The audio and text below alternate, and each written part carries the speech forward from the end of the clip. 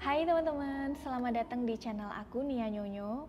Dan kali ini aku mau jawab pertanyaan dari salah satu followersku. Begini pertanyaannya, apakah aku pernah mengalami kegagalan dan gimana caranya supaya bisa bangkit lagi?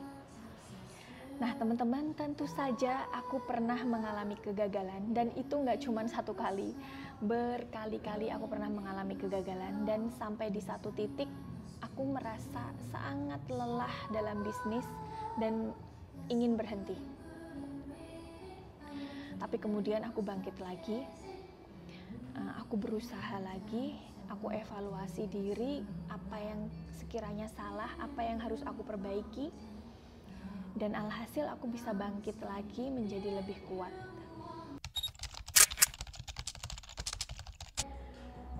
Oke, semua orang pasti pernah mengalami kegagalan. Tapi ada yang begitu mendapatkan kegagalan dia berhenti.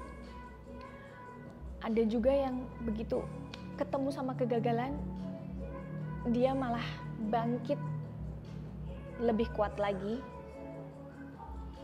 Nah, apa yang membedakan? Kenapa yang ini memutuskan untuk berhenti? Kenapa yang ini malah jadi bangkit lebih kuat lagi? Yang membedakan adalah orang yang bisa bangkit lagi dari kegagalan itu adalah orang-orang yang sudah menemukan alasan kuat. Orang-orang yang punya bahan bakar kuat sehingga bisa mendorongnya melampaui masalah yang sedang dia hadapi. Mereka tahu betul kenapa mereka harus sukses, kenapa mereka harus berhasil. Mereka punya alasan kuat itu. Dan orang yang memutuskan untuk berhenti, itu biasanya mereka orang-orang yang kehilangan arah, orang yang tidak tahu tujuan. Mereka nggak punya alasan kuat, sehingga begitu ada masalah, mereka akan, ya udah, aku memang nggak bisa. Ya udah, aku memang nggak berbakat berbisnis. Mereka menyerah. Padahal dia membatasi dirinya sendiri. Dia menganggap dirinya nggak mampu. Padahal sesungguhnya di dalam dirinya itu punya potensi yang luar biasa. Nah, orang yang punya alasan kuat ini tadi, ketika dapat masalah, kadang dia merasa lelah, kadang dia ingin menyerah, tapi dia ingat alasan-alasan kuatnya itu. Itu yang membuat dia nggak mau berhenti. Terus alasan kuat itu apa sih Mbak? Alasan kuat ada banyak, dan setiap orang pasti punya alasan kuat yang berbeda-beda. Contohnya, aku ingin sukses karena aku ingin membahagiakan orang tuaku, karena aku ingin mewujudkan impian-impianku, karena aku ingin menyekolahkan anakku di sekolah yang bagus. Cari alasan kuatmu sendiri. Kita harus punya alasan yang kuat.